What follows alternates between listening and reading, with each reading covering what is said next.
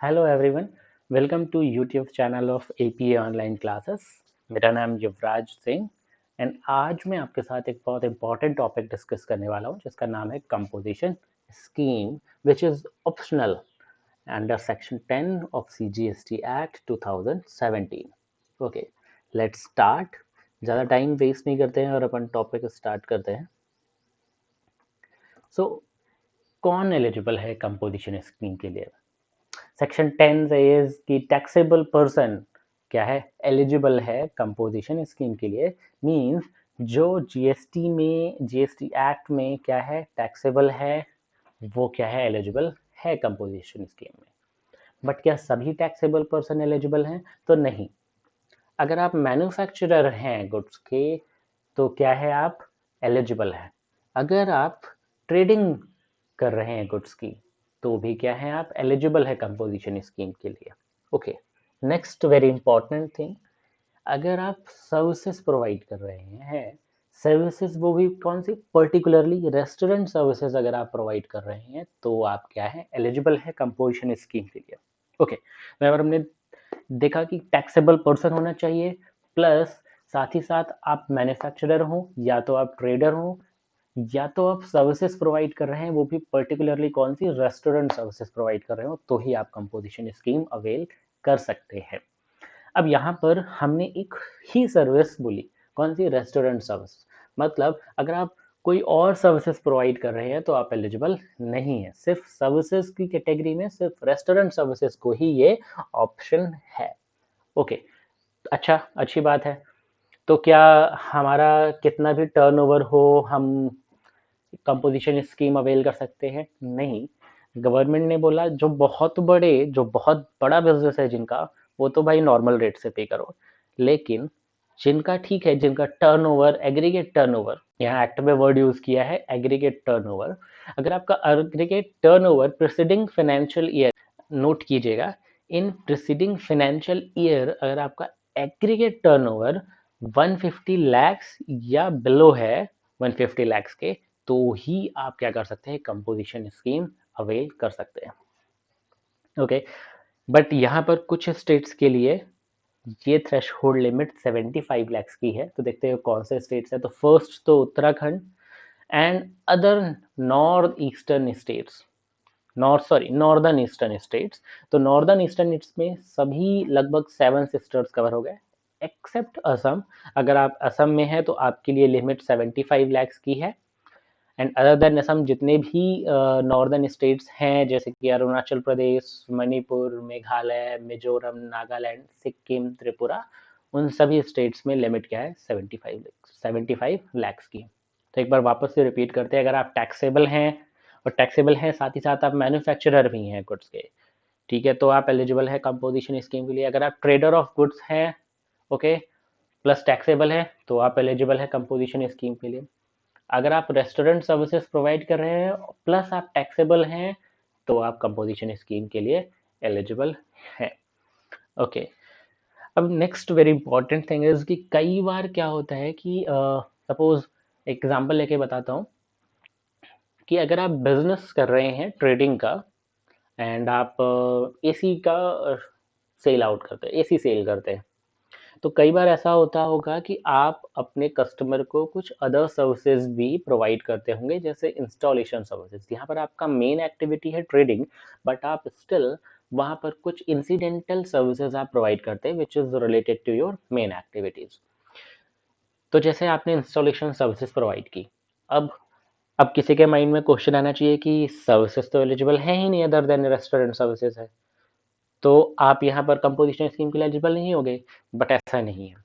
Government ने बोला कि अगर आप कुछ इंसिडेंटल सर्विसेज या which is related to main services आप प्रोवाइड कर रहे हैं, तो अप टू सर्टेन लिमिट आपके लिए ये अलाउ है। वो लिमिट क्या दी है गवर्नमेंट ने, higher of 10% of previous year turnover और 5 लाख्स। मतलब अगर आपका टर्नओवर का 10% और 5 lakhs whichever is higher, उतने तक अगर आप अदर सर्विसेज प्रोवाइड कर रहे हैं, मतलब इंस्टॉलेशन सर्विसेज प्रोवाइड कर रहे हैं, तो आप एलिजिबल है। सपोज अगर आप सपोज अगर आप मैन्युफैक्चरर है और आप आफ्टर सेल सर्विसेज प्रोवाइड करते हैं तो आपके लिए भी ये लिमिट एप्लीकेबल होगी 10% ऑफ प्रीवियस ईयर टर्नओवर और 5 lakhs whichever is higher. Suppose आपका प्रीवियस ईयर टर्नओवर था 110 lakhs, मीन्स 10% ऑफ 110 lakhs मतलब 11 lakhs और 5 lakhs whichever is higher मतलब 11 lakhs, अप टू 11 lakhs आप अदर सर्विसेज प्रोवाइड कर सकते हैं. तो आपको दोनों कंडीशंस फुलफिल करनी पड़ेगी. एक तो जो हमने देखा कि एग्रीगेट टर्नओवर वाली और दूसरी अदर सर्विसेज वाली. देन देखते हैं कंडीशन नंबर 2 कि आपको कंपलसरी रहेगा कि आप सभी रजिस्ट्रेशन में आपको ऑप्ट करना पड़ेगा कंपोजिशन स्कीम. मतलब अगर आप किसी एक स्टेट के जीएसटी रजिस्ट्रेशन में आप कंपोजिशन स्कीम अवेल करते हैं तो ये कंपलसरी हो जाएगा कि आप सभी स्टेट्स के जीएसटी रजिस्ट्रेशन पे कंपलसरी ऑप्ट करें. मतलब ऐसा नहीं हो सकता कि आप किसी एक स्टेट पे कंपोजिशन स्कीम अवेल करें एंड दूसरे स्टेट्स में आप नॉर्मल रेट से टैक्स पे करें, तो नहीं. नेक्स्ट पॉइंट, पे amount at special rate in lieu of tax. यहाँ पर इन लियो ऑफ टैक्स हमने क्यों बोला है, क्योंकि यहाँ पर आप नॉर्मल टैक्स नहीं पे कर रहे, मतलब आप नॉर्मल रेट से आप टैक्स पे नहीं कर रहे हैं. यहाँ पर आपको गवर्नमेंट ने क्या किया है, छूट दी है. बोला है कि आप टैक्स की जगह आप हमको एक स्पेशल रेट से एक अमाउंट पे कर दो, which is also known as payment in lieu of tax. वो स्पेशल रेट हम देखेंगे अभी नेक्स्ट स्लाइड में. फिर हमने देखा payment amount without using ITC. मतलब आप अपने इनपुट्स पे आईटीसी मतलब इनपुट टैक्स क्रेडिट अवेल नहीं कर सकते. साथ ही साथ आपका कस्टमर भी आईटीसी अवेल नहीं कर सकता अगर उसने गुड्स आपसे परचेज किए. मतलब आप ना तो आईटीसी अवेल कर सकते हैं, ना ही आप अपने कस्टमर को आईटीसी पास कर सकते हैं. Not to charge tax from customer. क्यों आप अपने कस्टमर को आईटीसी पास ऑन नहीं कर सकते, क्योंकि आप अपने कस्टमर से टैक्स चार्ज कर ही नहीं सकते अपने बिल में. मतलब आप यहाँ पर टैक्स ऑफ इनवॉइस इशू नहीं करेंगे, आप यहाँ पर क्या करेंगे, बिल ऑफ सप्लाई इशू करेंगे. मतलब आपने अपने यहाँ पर बिल पे जो आप कस्टमर को बिल प्रोवाइड कर रहे होंगे उस पर आप टैक्स कंपोनेंट ऐड नहीं करेंगे. और जब बिल में टैक्स कंपोनेंट ऐड होगा नहीं तो आपका कस्टमर उस bill pay input tax credit avail नहीं कर पाएगा. Then not eligible supplies. तो कौन कौन सप्लाईज पे एलिजिबल नहीं होंगे, वो गुड्स जिन पे जीएसटी एप्लीकेबल है ही नहीं, तो ऑब्वियसली आप उन पे कंपोजिशन स्कीम भी अवेल नहीं कर पाएंगे. जैसे कि person supplying alcoholic liquor for human consumption plus specific petroleum products. Okay, इन पे जीएसटी अभी तक एप्लीकेबल है नहीं, तो ऑब्वियसली इन पे भी कंपोजिशन स्कीम अवेलेबल नहीं है. अब किसी के माइंड में क्वेश्चन आना चाहिए कि हम रेस्टोरेंट सर्विसेज प्रोवाइड कर रहे हैं और हम वहाँ साथ ही साथ अल्कोहलिक लिकर भी प्रोवाइड कर रहे हैं ह्यूमन कंजम्पशन के लिए, तो क्या हम कंपोजिशन अवेल कर सकते हैं, कंपोजिशन स्कीम अवेल कर सकते हैं? तो नहीं. अगर आप रेस्टोरेंट सर्विसेज दे रहे हैं other than alcoholic liquor for human consumption, तो आप एलिजिबल हैं. बट अगर आप वहाँ आपने अल्कोहलिक लिकर भी ऐड कर दिया अपने सर्विसेज में फॉर ह्यूमन कंजम्पशन, तो आप वहाँ पर एलिजिबल नहीं होंगे कंपोजिशन स्कीम के लिए. Then inter state outward supply of goods अगर है तो आप एलिजिबल नहीं है, क्योंकि उस केस में आप आईटीसी तो पास कर ही नहीं पा रहे हैं. सपोज आपने गुड्स सप्लाई किया दूसरे स्टेट को, सपोज महाराष्ट्र से आपने गुड सप्लाई किया मध्य प्रदेश को. अब होगा क्या कि आप टैक्स इनवॉइस तो इशू कर नहीं सकते, मतलब आप बिल ऑफ सप्लाई देंगे. जब आप बिल ऑफ सप्लाई देंगे तो मध्य प्रदेश क्या होगा, tax credit means input tax credit avail नहीं कर पाएंगे. बट अल्टीमेटली गुड्स का कंजम्पशन कहाँ हो रहा है, मध्य प्रदेश में. तो ये तो गलत हुआ. मतलब यहाँ पर मध्य प्रदेश की गवर्नमेंट को रेवेन्यू लॉस हो रहा है और पूरा क्रेडिट कहाँ जा रहा है, यानी कि पूरा जो टैक्स अमाउंट कहाँ जा रहा है, महाराष्ट्र गवर्नमेंट के पास. इसलिए composition scheme inter state outward supply पे नहीं अवेलेबल है. Then supply of goods through e commerce operator. मतलब अगर आप ई कॉमर्स ऑपरेटर के थ्रू आप गुड्स सप्लाई कर रहे हैं तो भी आप कंपोजिशन स्कीम अवेल नहीं कर सकते हैं. एरेटेड वाटर को भी हम सोडा के नाम से जानते हैं. अगर आप एरेटेड वाटर की सप्लाई कर रहे हैं तो आप कंपोजिशन स्कीम के लिए एलिजिबल नहीं है. देन अगर आप कुछ स्पेसिफाइड गुड्स आप क्या कर रहे हैं, मैन्युफैक्चरिंग कर रहे हैं, तो भी आप कंपोजिशन स्कीम के लिए एलिजिबल नहीं है। तो वो कौन से हैं? आइसक्रीम प्लस एडिबल ऑयल, पान मसाला, टोबैको, या अगर आप टोबैको सब्सटीट्यूट्स भी बनाते हैं तो भी आप कंपोजिशन स्कीम के लिए एलिजिबल नहीं है। देन हम देखते हैं एप्लीकेबिलिटी। एप्लीकेबिलिटी हम थोड़ा ऐसा देखते हैं कि किन किन चीज़ों पे एप्लीकेबल नहीं है, मतलब कहाँ कहाँ एप्लीकेबल नहीं है और बाकी जगह एप्लीकेबल होगा। तो rate of tax payable on supplies under reverse charge mechanism will be regular rates and not the composition rates. मतलब आपने कोई गुड सप्लाई किया या आपने कोई सर्विसेज सप्लाई की एंड वहाँ पर आपको रिवर्स चार्ज बेसिस पे आपको टैक्स पे करना पड़ रहा है। ओके तो क्या वहाँ पर हम स्पेशल रेट से हम टैक्स पे कर सकते हैं अंडर कंपोजिशन स्कीम? तो नहीं, गवर्नमेंट ने बोला उस केस में आपको नॉर्मल रेट से टैक्स पे करना पड़ेगा, भले ही आप रिवर्स चार्ज बेसिस से आप टैक्स पे कर रहे हैं। Then not applicable for service provider except service provider of restaurant services. हमने देख लिया था पहले ही कि सिर्फ रेस्टोरेंट सर्विसेज के लिए ही कंपोजिशन स्कीम अवेलेबल है, अदर देन रेस्टोरेंट सर्विसेज के लिए नहीं है। Then composition scheme not available for casual taxable person or non-resident taxable person। तो कैजुअल टैक्सेबल पर्सन और नॉन रेसिडेंट टैक्सेबल पर्सन के बारे में मैं नेक्स्ट वीडियो में अपलोड करूंगा, तो आप ज़रूर देखिएगा। Not available for supplier of goods which are not taxable under CGST act, SGST act, UTGST act. यहाँ पर मुझे ITGST एक्ट भी ऐड करना चाहिए था, IGST भी, यहाँ पर मुझे IGST एक्ट भी ऐड करना चाहिए था।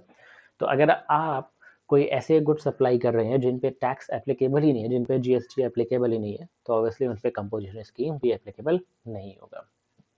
देन देखते हैं स्पेशल रेट। तो किस रेट से आपको यहाँ पर कंपोजिशन स्कीम में टैक्स पे करना है? तो वो है मैन्युफैक्चरर के लिए 0.5% ऑफ CGST और 0.5% ऑफ SGST। देन ऐसा फूड एंड बेवरेजेस सप्लाई, मतलब रेस्टोरेंट सर्विसेज अगर आप दे रहे हैं तो 2.5% of CGST and 2.5% of SGST, means 5% overall. And अगर आप ट्रेडर हैं तो 0.5% एंड 0.5%, मतलब 1% of taxable supplies of goods in a state या यूनियन टेरिटरी। तो यहाँ एक इम्पॉर्टेंट नोट करने वाली बात है, यहाँ लिखा है टर्नओवर इन अ स्टेट, मतलब जो आप टैक्स पे करेंगे स्पेशल रेट से वो किसका पे करेंगे? Turnover in a state. But हमने जो वहाँ थ्रेशोल्ड लिमिट देखी थी वो थ्रेशोल्ड लिमिट किस पे थी? एग्रीगेट टर्नओवर में। दोनों में डिफरेंस है, एग्रीगेट टर्नओवर में और टर्नओवर इन अ स्टेट में डिफरेंस है। तो डिफरेंस क्या है वो हम डेफिनेशन में देखते हैं। डेफिनेशन में सबसे पहले aggregate turnover, then what is aggregate turnover? Aggregate values of all taxable supplies. Okay. Then excluding the value of inward supplies on which tax is payable by a person on reverse charge basis. Okay.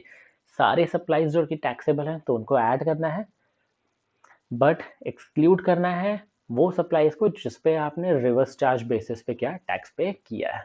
Okay then exempt supplies भी add करना है, export supplies भी add करना है, interstate supplies भी add करना है।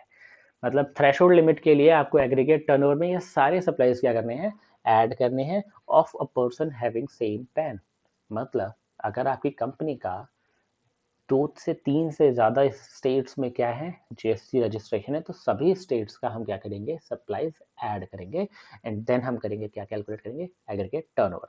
उसमें और भी चीज़ें हम कुछ एक्सक्लूड करेंगे, टैक्स कंपोनेंट हमको क्या करना है? एक्सक्लूड करना है, मतलब CGST, SGST, IGST and GST compensation cess भी हम क्या करेंगे?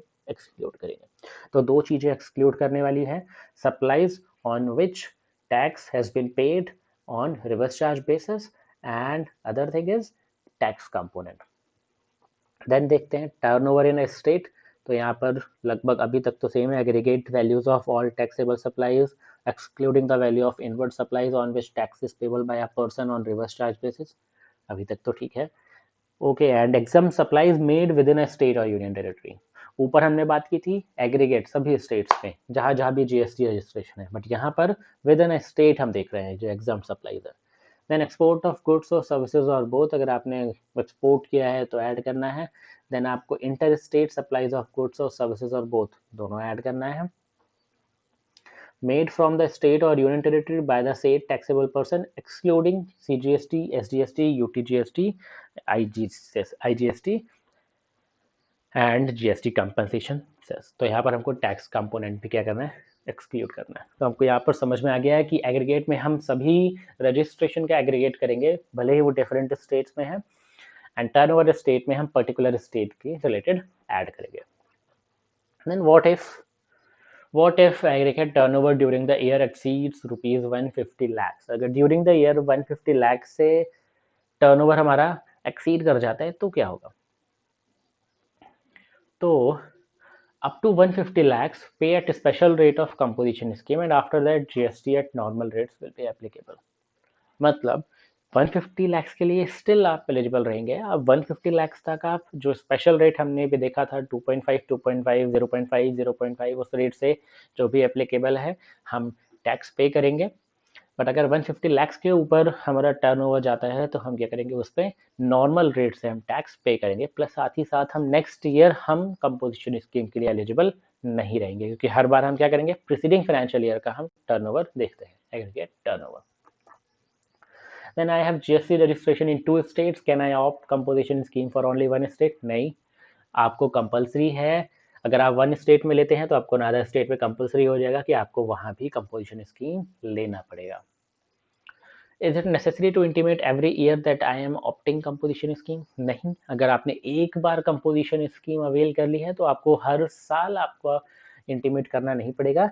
बट अगर आप इन बिटवीन आप किसी एक ईयर में आप कंपोजिशन स्कीम से बाहर हो जाते हैं, देन आप वापस से कंपोजिशन स्कीम अवेल करते हैं तो आपको वापस से इंटीमेट करना पड़ेगा। No intimation required every year, it is valid unless withdrawn. Then filing की बात करें तो आपको गवर्नमेंट को बस आउटवर्ड डिटेल्स देनी है, वो भी GSTR 4 में क्वार्टरली बेसिस।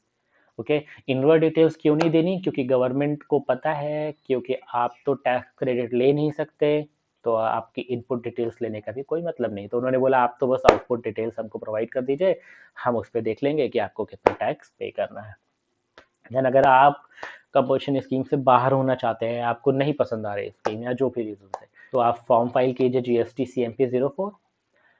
जो भी प्रॉपर ऑफिसर होगा वो आपको 15 डेज के अंदर नोटिस देगा एंड आपका 30 डेज के अंदर क्या कर देगा, फॉर्म GST 07 में आपको ऑर्डर दे देगा कि आप कंपोजिशन स्कीम से बाहर हो सकते हैं या नहीं, जो भी।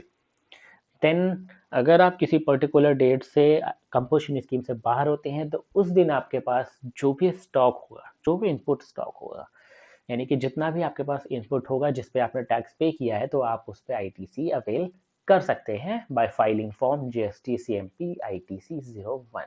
ओके, मतलब आपको वहां पर इन्फॉर्म करना पड़ेगा गवर्नमेंट को कि आप ये स्टॉक है आपके पास और आप इस स्टॉक पे इनपुट टैक्स क्रेडिट अवेल करना चाहते हैं। ओके, तो फाइनली हमने लगभग सारे टॉपिक्स कवर कर लिए।